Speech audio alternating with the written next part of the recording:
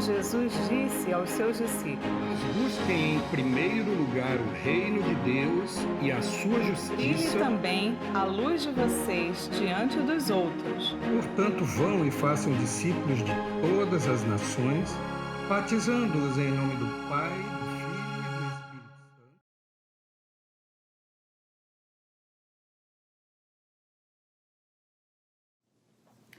Bom dia, irmãos. Que bom estarmos juntos para estudar a Palavra de Deus novamente. Desde abril, estamos examinando o Evangelho de Jesus Cristo segundo escreveu Mateus. Pensa comigo, quando um irmão da igreja lhe ofende, você faz o quê? Digamos que alguém foi desonesto com você. Como você vai lidar com isto? E quando você tem um problema pessoal que exige uma tomada de atitude em forma de ação, como você decide qual é a ação mais acertada? Hoje vamos receber orientação do próprio Jesus sobre estes assuntos. Vamos ao capítulo 18 de Mateus. Jesus havia chegado a Cafarnaum com alguns dos seus discípulos, vindo do Monte da Transfiguração em Cesareia de Filipe. Na ocasião, Pedro foi abordado pelos cobradores do imposto do templo e vocês vão lembrar que Jesus mandou Pedro pescar um peixe e tirar da boca do peixe o dinheiro para pagar o imposto para os dois, Jesus e Pedro. Nisto chegam os outros discípulos. E Jesus e os discípulos haviam saído de Cesareia de Filipe e agora os discípulos que vinham no caminho já estão chegando. Durante a caminhada, os discípulos haviam discutido bastante. Então, quando eles entraram na casa, Jesus pergunta sobre o que eles tinham discutido. Então eles perguntam a Jesus: quem é maior no reino dos céus? Aqui está um grupo de homens feitos, adultos, discutindo sobre quem é mais importante, quem tem a posição de mais destaque, quem tem o maior status no reino de Deus. O ponto de referência deles ainda é um reino terreno. A resposta de Jesus não parte do modelo terreno de reino, mas do reino que é de Deus. E o que vem a ser o reino de Deus, ou dos céus? Certamente não é um lugar geográfico, nem é um sistema político como estamos acostumados a ver entre os seres humanos. E certamente não é uma democracia onde o poder emana do povo. O reino de Deus é a totalidade da esfera em que Deus domina de maneira absoluta. E participar deste reino é ser dominado por Deus, ser sujeito a Ele em obediência e ser servo dele para executar a sua vontade. Então, Jesus começa a sua resposta aos discípulos explicando como uma pessoa pode começar a participar deste reino ou entrar no reino. Depois ele explica como deve ser a convivência entre os participantes do reino. A igreja, a assembleia dos seguidores de Jesus Cristo, é um aspecto da manifestação terrena do reino de Deus. Os assuntos abordados por Jesus aqui no capítulo 18 são a condição para entrar no reino, o perigo de levar um filho de Deus a pecar, o cuidado dos filhos de Deus, a disciplina dos filhos de Deus e o filho de Deus precisa aprender a perdoar. Então, vamos abordar o primeiro assunto, ou melhor, vamos deixar Jesus abordar o primeiro assunto. Leiamos em Mateus 18, os versos de 1 a 4. Naquele momento, os discípulos chegaram a Jesus e perguntaram: quem é maior no reino dos céus? Chamando uma criança, colocou-a no meio deles e disse: eu lhes asseguro que, a não ser que vocês se convertam e se tornem como crianças, jamais entrarão no reino dos céus. Portanto, quem se faz humilde como esta criança, este é o maior no reino dos céus. A palavra usada para criança aqui indica uma criança bem pequena, de colo, ou apenas começando a andar. E Jesus destaca a sua humildade. Ora, os discípulos vinham em uma discussão acalorada, cada um querendo ser o mais importante. Isto nos parece uma infantilidade, mas Jesus não quer infantilidade desta forma. Essa infantilidade tem como base orgulho.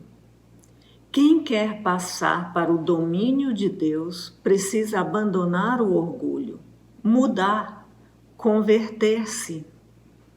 Jesus se refere à humildade da criancinha. Reconhecimento de pequenez, dependência, fraqueza, vulnerabilidade. Esta é a condição para que alguém seja dominado, comandado por Deus. Mas há um perigo. O perigo é levar um filho de Deus, um filhinho destes, a pecar. Continuamos no capítulo 18, a partir do verso 5. Quem recebe uma destas crianças em meu nome, está me recebendo. Mas se alguém fizer cair no pecado, algumas Bíblias dizem escandalizar, um destes pequeninos que creem em mim, melhor lhe seria amarrar uma pedra de moinho no pescoço e se afogar nas profundezas do mar. Ai do mundo por causa das coisas que fazem cair no pecado, escândalos. É inevitável que tais coisas aconteçam, mas ai daquele por meio de quem elas acontecem.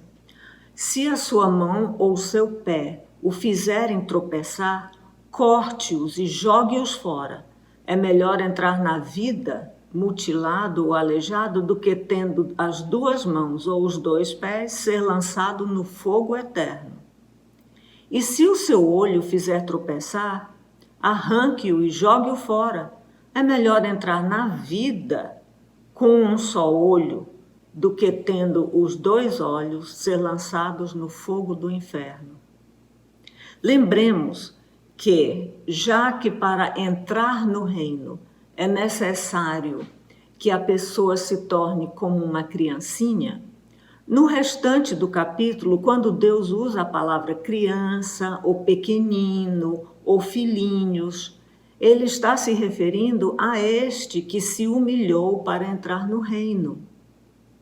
Mas os comentários servem também em referência a crianças no seu estado físico.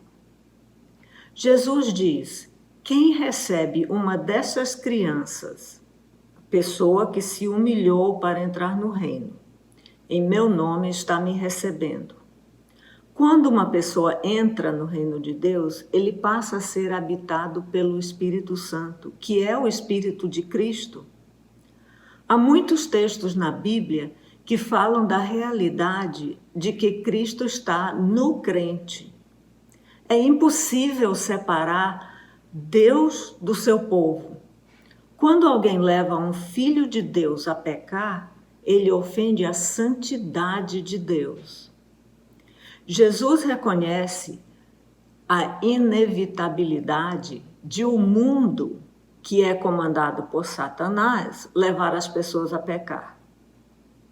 Mas este já tem seu destino marcado, o inferno. É claro que Deus não quer que pratiquemos automutilação, mas isto é tão sério que é preferível se mutilar e participar da vida eterna a levar alguém a pecar e correr o risco real de ter o mesmo destino do mundo. Mas você poderia perguntar, como é que alguém leva outro a pecar? Existem muitas maneiras, mas eu vou mencionar 3. Podemos levar alguém a pecar por sugestão direta. Vamos fazer tal coisa. Ou venha fazer tal coisa. Ou por estilo de vida. Quando o nosso estilo de vida ensina para os outros uma maneira errada de viver. Pode ser indiretamente provocando a pessoa a pecar. É isto que os próprios discípulos estavam fazendo. Na discussão sobre quem era maior, eles provocavam raiva e inveja uns nos outros. A maioria daqueles que se chamam crentes reconhecem que eles próprios devem crescer em santidade. Mas muitos não se dão conta de que precisam cuidar para não prejudicar a santidade do irmão. Deus é muito cuidadoso com os filhos dele.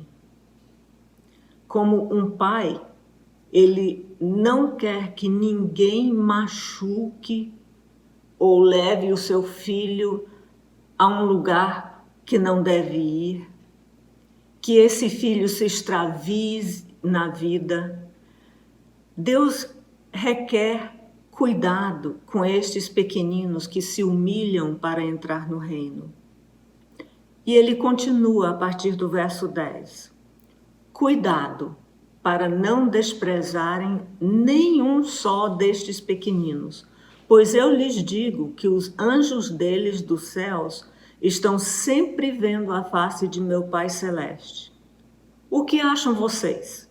Se alguém possui 100 ovelhas e uma delas se perde, não deixará as 99 nos montes indo procurar a que se perdeu? E se conseguir encontrá-la, garanto-lhes que ele ficará mais contente com aquela ovelha do que com as 99 que não se perderam. Da mesma forma, o Pai de vocês que está nos céus não quer que nenhum destes pequeninos se perca. Deus ama cada um de seus filhinhos como se fosse único. E os filhos dele devem amar uns aos outros, sem distinção. João nos diz em sua primeira carta que o nosso amor pelos nossos irmãos é indício de que somos salvos. Veja o que ele diz na sua primeira carta, capítulo 3, verso 14. Sabemos que já passamos da morte para a vida, como? Porque amamos nossos irmãos. Receber alguém, uma destas crianças, filhos do reino, por ser de Cristo, é acolher, reconhecer, prover o necessário para o seu crescimento. Mas cuidado, não faça um filhinho de Deus cair no pecado. Isto é tão sério que Jesus diz que seria melhor que esta pessoa descuidada morresse. Mas há outras maneiras de mostrar desprezo. Quando ensinamos doutrina falsa, quando promovemos atividades em conjunto que excluem um irmão por qualquer causa, condição financeira ou condição física.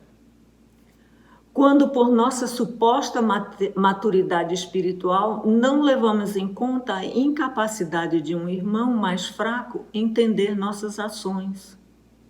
Isto despreza o irmão. Por isso, pelo cuidado e amor que Deus tem por seus filhos, ele estabelece um roteiro para lidar com o erro de um outro filhinho.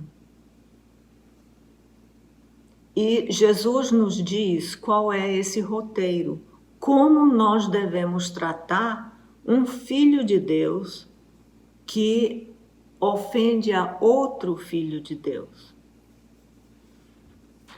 A partir do verso 15, nós vamos ler as recomendações, o roteiro estabelecido por Jesus. Por causa de sermos ainda imperfeitos, como crianças em desenvolvimento, é possível pecarmos e que é possível que isto ofenda um irmão. Então, como resolver? Jesus vai nos orientar, então leiamos. Se o irmão pecar contra vocês, vá e a sós com ele, mostre-lhe o erro.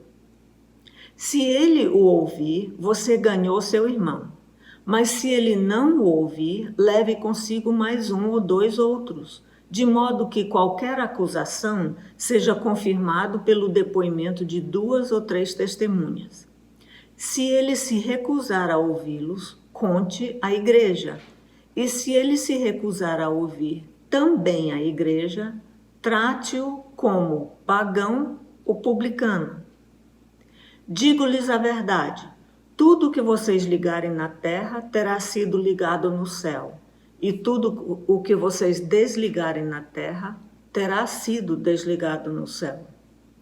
Também lhes digo que se 2 de vocês concordarem na terra em qualquer assunto sobre o qual pedirem, isso lhes será feito por meu Pai, que está nos céus.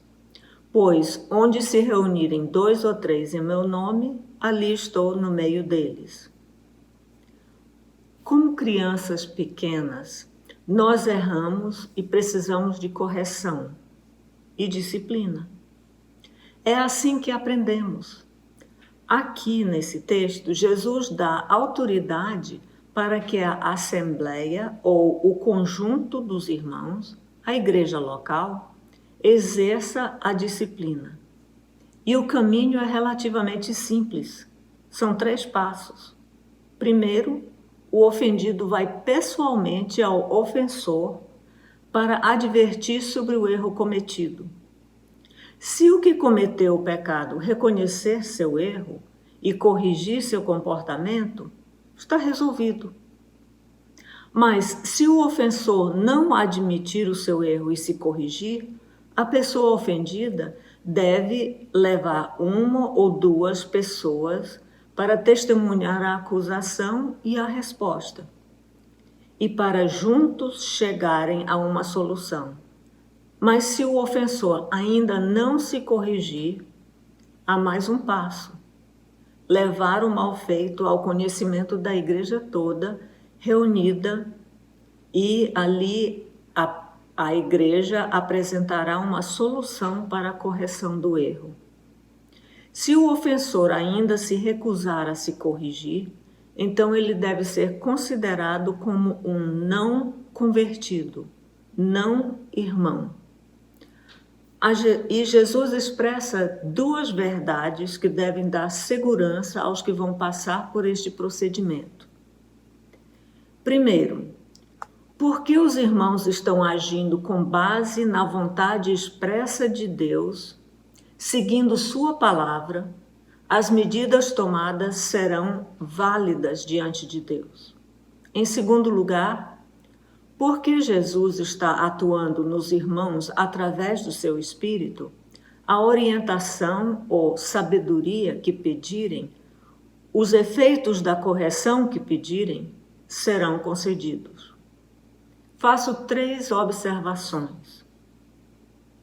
Algo que nos atrapalha muitas vezes é o medo e a inabilidade do ofendido em confrontar e a falta de humildade do ofensor em reconhecer seu erro e se corrigir. Quando somos ofendidos pelo pecado de alguém, muitas vezes preferimos falar mal desta pessoa aos outros, ao invés de confrontar o ofensor. Isso não é correto. E se para entrar no reino é necessário ser humilde, quando confrontado com um erro, a pessoa demonstra se esta humildade é autêntica.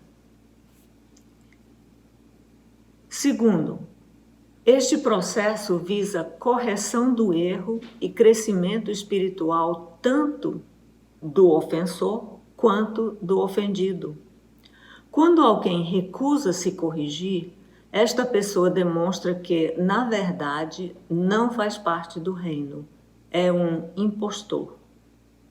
Veja o que diz o escritor de Hebreus no capítulo 12 e os versos 8 e 10.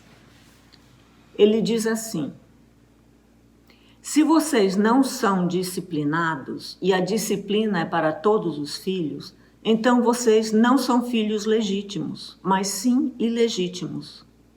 Deus nos disciplina para o nosso bem, para que participamos de sua santidade.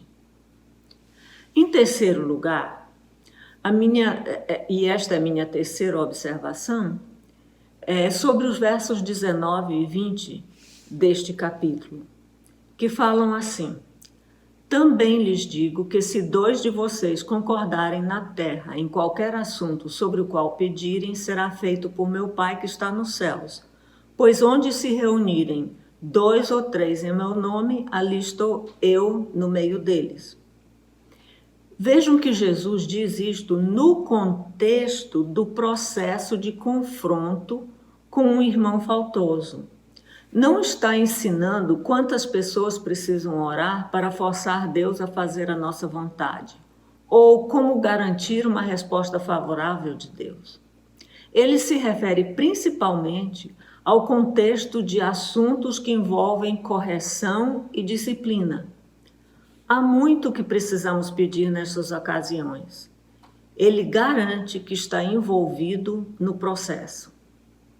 Esse texto ganha importância pelo que Pedro entendeu e que está revelado a partir do verso 21.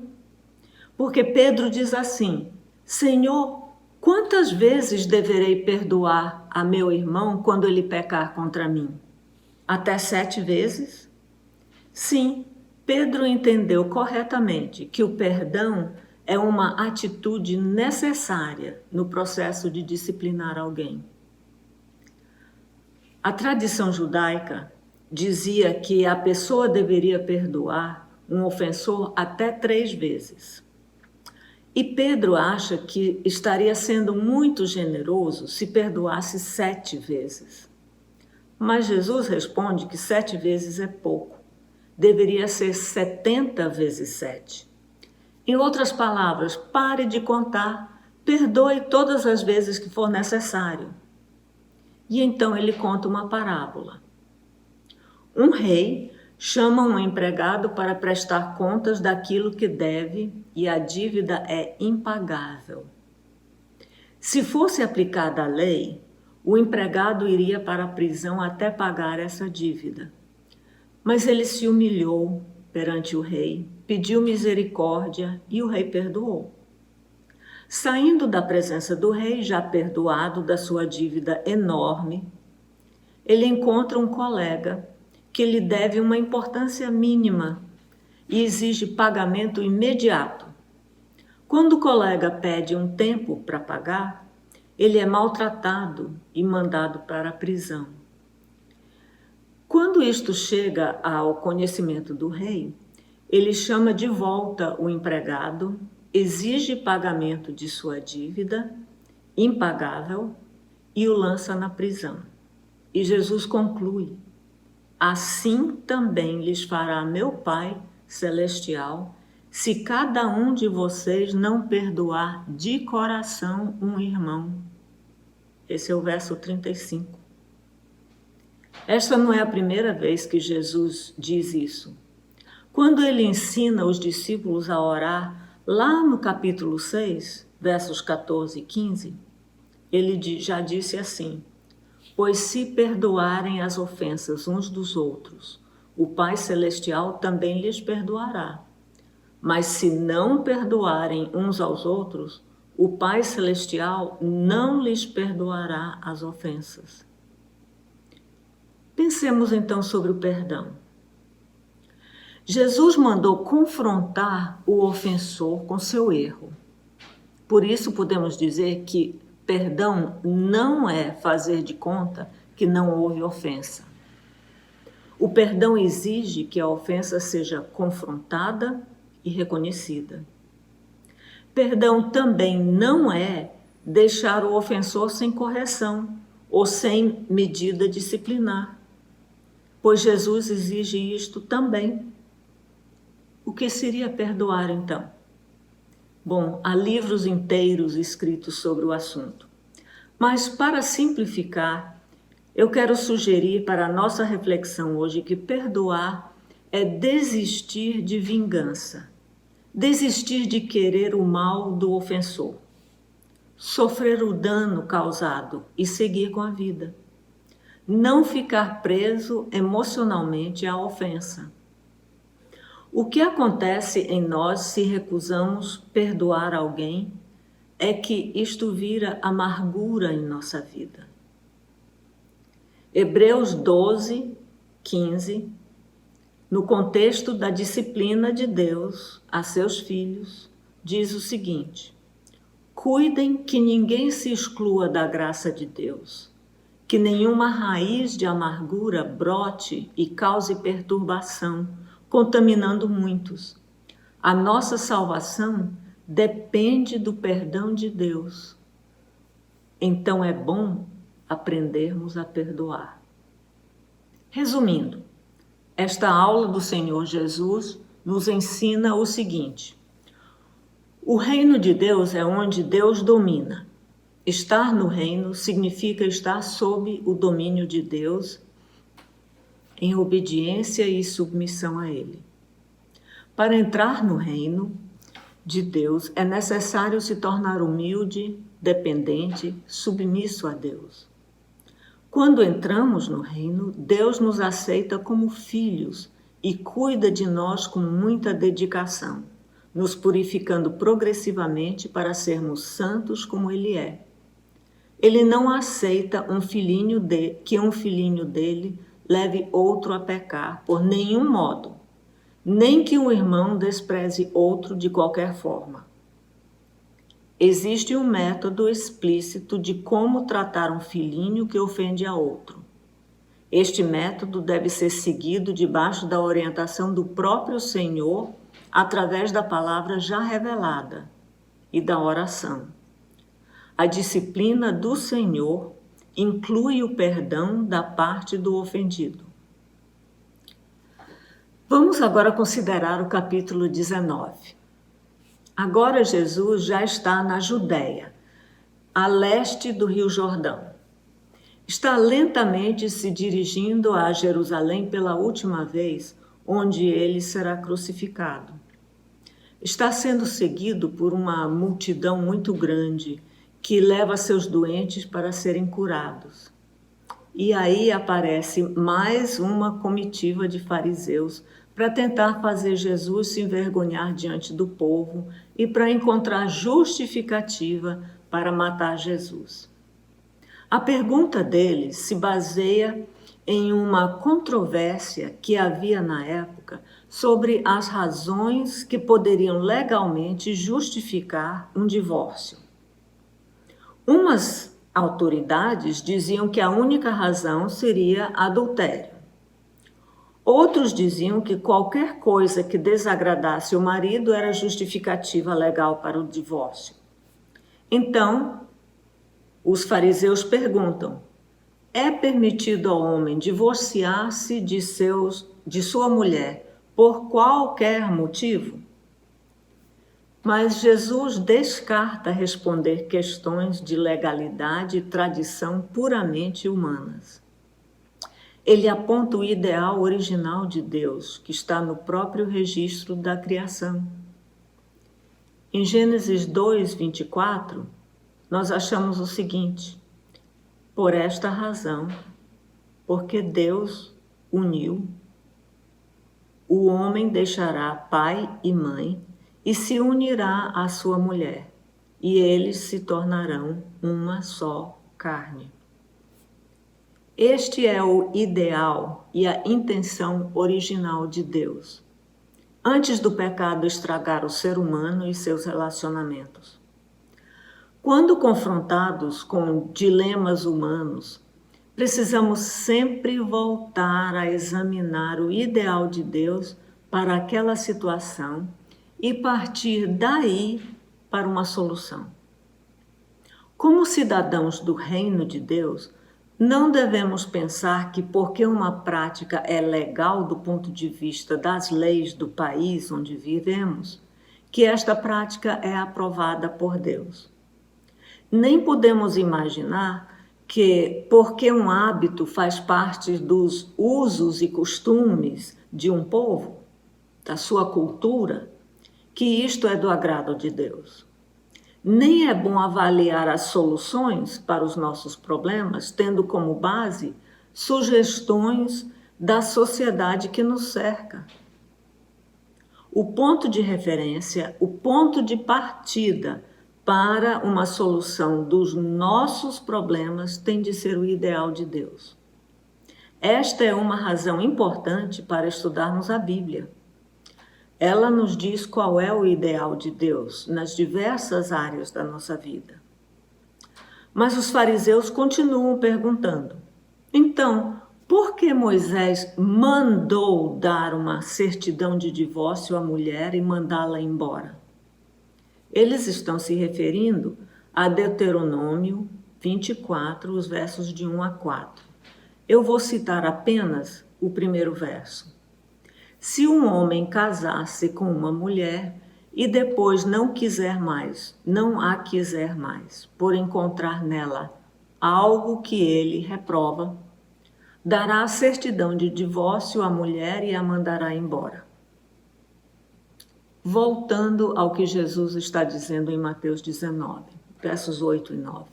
Jesus respondeu: Moisés permitiu que vocês se divorciassem de suas mulheres por causa da dureza de coração de vocês. Mas não foi assim desde o princípio.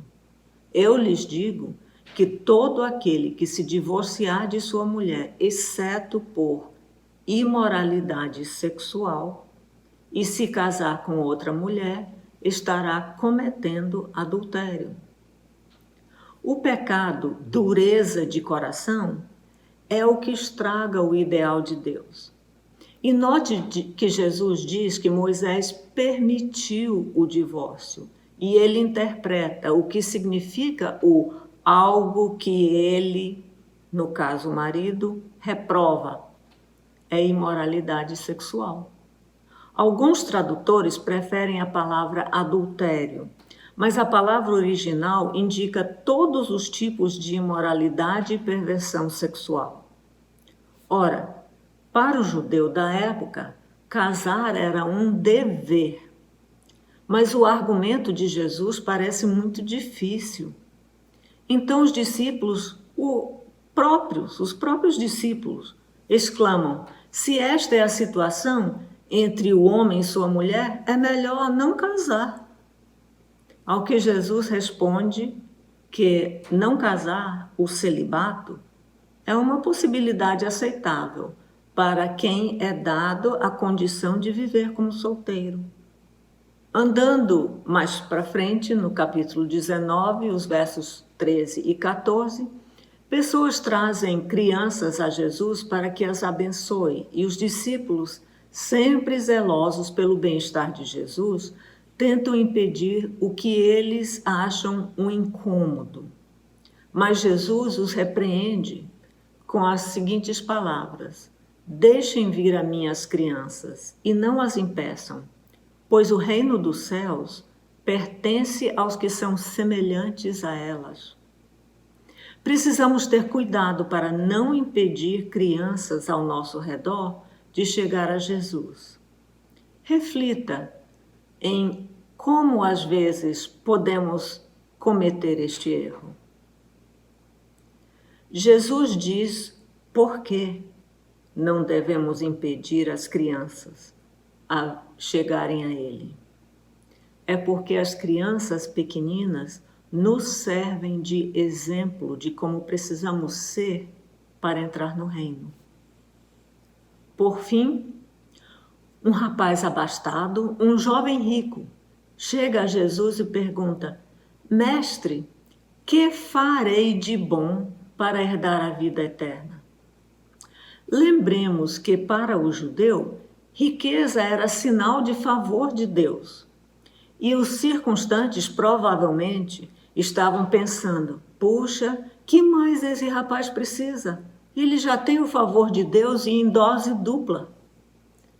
Mas Jesus responde, e esta é minha tradução particular: se você quer fazer algo bom, obedeça os mandamentos. E o rapaz responde com confiança que já os obedece desde criança. Mas aparentemente ele continua insatisfeito. Então Jesus diz: se você quer ser perfeito, vá, venda os seus bens, dê o dinheiro aos pobres e você terá um tesouro nos céus. Depois venha e siga-me.